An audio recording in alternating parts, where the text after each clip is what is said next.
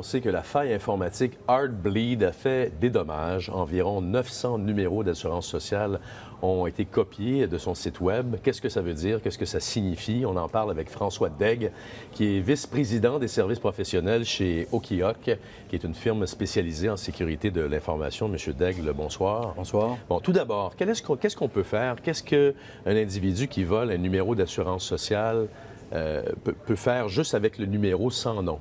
On ne peut pas faire grand-chose. Un numéro d'assurance sociale, c'est un identifiant qui sert à faire plusieurs transactions financières, fiscales, etc. Mais le numéro en soi, s'il n'est pas associé avec un individu, avec un nom, un prénom, voire éventuellement avec une adresse.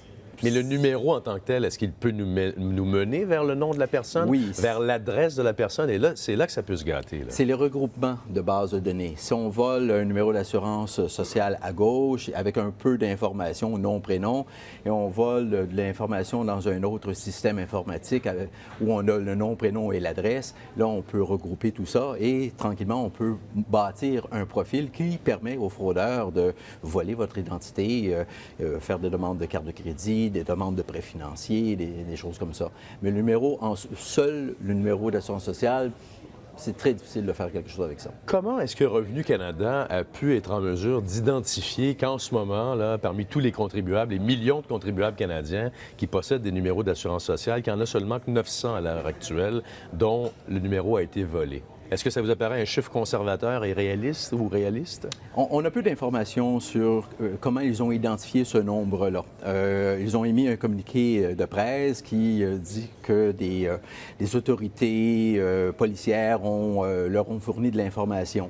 En informatique, établir qu'il y a eu un bris de sécurité relié à cette faille-là pendant une période très, très, très limitée, c'est assez difficile de soutenir cette thèse-là. Moi, j'ai plus l'impression que c'est les corps policiers, le CRS, la Gendarmerie royale du Canada, qui ont mis leurs gens à l'écoute sur les réseaux sociaux, sur les réseaux un peu plus obscurs de pirates informatiques. Et possiblement, quelqu'un s'est vanté. Moi, j'ai réussi à exploiter la faille, je l'ai exploité jusqu'à telle heure. Et là, ils ont pu établir, pendant 6 heures, il y a quelqu'un, on est sûr qu'il y a quelqu'un qui a volé de l'information.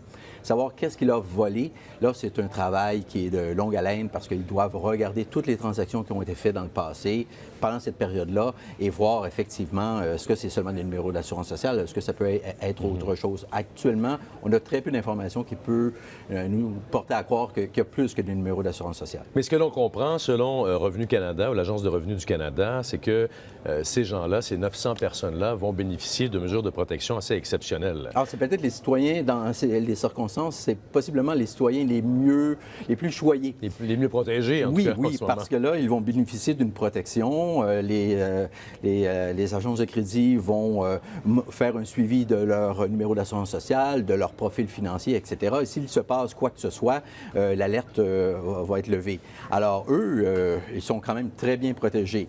Et maintenant que le gouvernement a dit que ces 900 numéros d'assurance sociale-là seraient monitorisés, la valeur de ces cartes de crédit-là sur le marché noir est quasiment nulle parce qu'il n'y a pas un fraudeur qui va se risquer de faire une fraude avec des numéros dont il sait que tous les radars sont en train de chercher. Mais un numéro d'assurance sociale, ça ne change pas comme ça du jour au lendemain. Là. Il faut... c'est ta vie, ça, ou presque. Je ne voudrais pas avoir changé mon numéro d'assurance sociale. C'est l'enfer. C'est l'enfer, oui. Parce que là, c'est votre profil, c'est votre permis de conduire, c'est tous vos prêts, c'est votre régime de pension, c'est tout. Alors, si vous changez ça, c'est sûr que vous allez toujours pouvoir... La personne qui est obligée de le changer va pouvoir prouver que c'est pas lui le fraudeur et expliquer sa situation. Sauf qu'à chaque fois qu'il va aller faire un prêt, une demande de prêt hypothécaire, la question va toujours lui revenir. Comment ça se fait? J'ai 2 numéros d'assurance sociale. Comment ça se fait que vous avez ça? Et là... Chose certaine, cette faille démontre à quel point nous sommes vulnérables face à l'informatique et il faut demeurer extrêmement prudent.